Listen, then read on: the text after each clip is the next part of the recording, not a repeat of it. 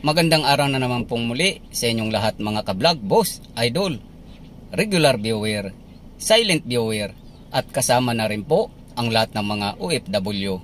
Ang gagawin ko naman ngayon ay magdadiagnose po ako ng isang elf na Isuzu. So yung complaint po rito ay umi-start siya, pero once na pinapatay siya ay hindi siya namamatay. So yung design ng electrical wiring nito ay mayroon po siyang shut-off motor na nakalagay. So yun po ang consider na magpapatay ng injection pump ng fuel line, pero dadaan po siya ng susi. So ito po yung actual po na umaandar siya ngayon. Once na pinatay po siya, pag walang problema ay dapat namamatay po siya. So ito po, so yan po yung complaint po ng driver dito na hindi po siya namamatay.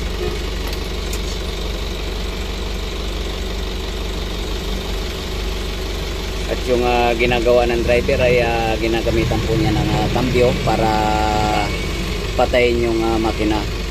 So hahanapin ko po kung ano po yung naging dahilan dito kung bakit hindi siya namamatay sa susian. Yan. Kung napapansin nyo po ay umaandar kasalukuyan yung makina.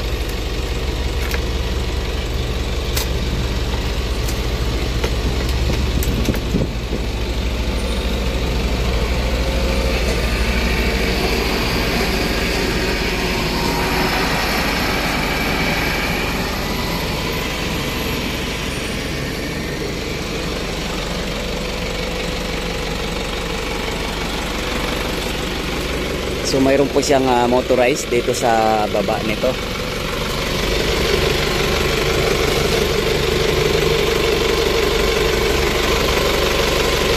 Ayan po, nakababa na siya.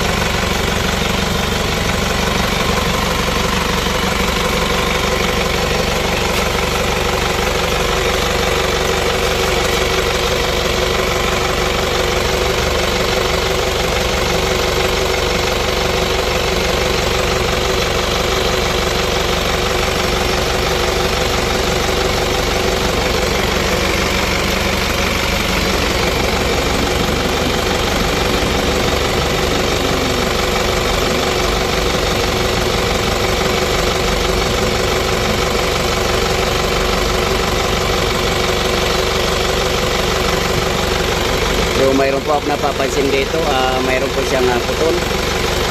Malamang po ito siya. Yan. So idudugtong po natin. Baka sakaling ito po yung naging dahilan.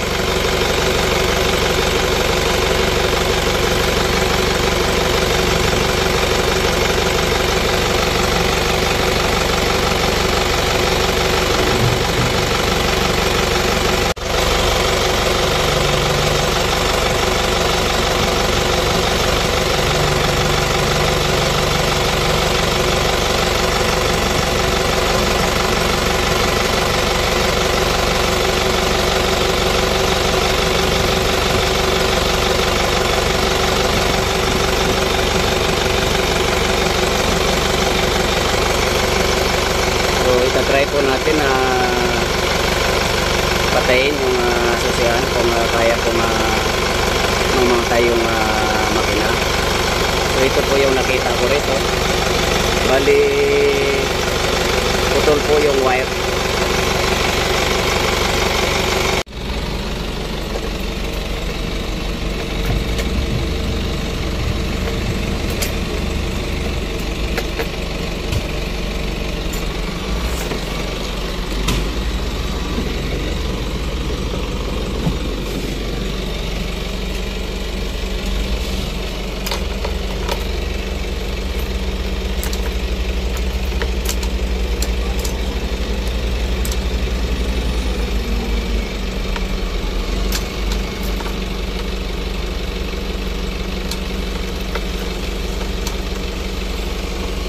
So wala pa rin po siya. Ibig sabihin po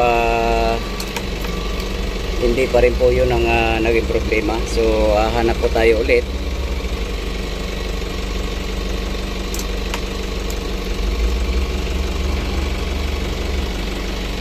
I-checkin ko po yung BIOS. So yung nangyari po pala dito ay yung isa pong naka-assign na gumagawa dito ay tinanggal po yung cable ng motorized shut-off motor. So ang pagkakalam ko po ay mayroon pong sira na iba dahil kinonek ko na po yung wiring na putol, ay ganun pa rin po, hindi gumagana. Pero ang nagkataon po pala ay mayroon pong tinanggal dito yung cable, yung shut off motor cable ay dinisconnect po para mapandar lang siya at mapatay ng mano-mano. So yung cable po ay ibabalik na po siya para ma-actual po natin kung kaya na po siyang patayin sa ignition switch. So dumating po yung dating naka-assign dito na gumagawa ay tinanggal daw po niya yung shut off motor cable. At ngayon po ay ibabalik na po namin para makikita po natin ang actual. Sige, start. So ito na po, paandarin namin ulit.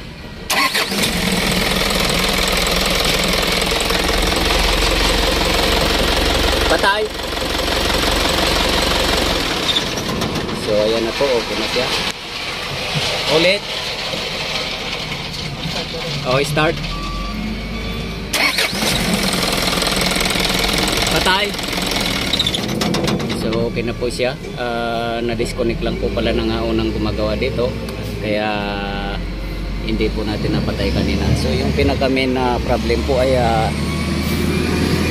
yung wire po na itinuro po dyan, yan yung nandyan. So yan po yung may problema dyan. So okay na po siya, kinonect ko na siya. Ayan, so ibabalik na lang po namin dahil nakuha na po namin yung problema. So yung linya po ng power supply na sinusuplayan po nung nasumusupply po dito sa shut-off motor dito.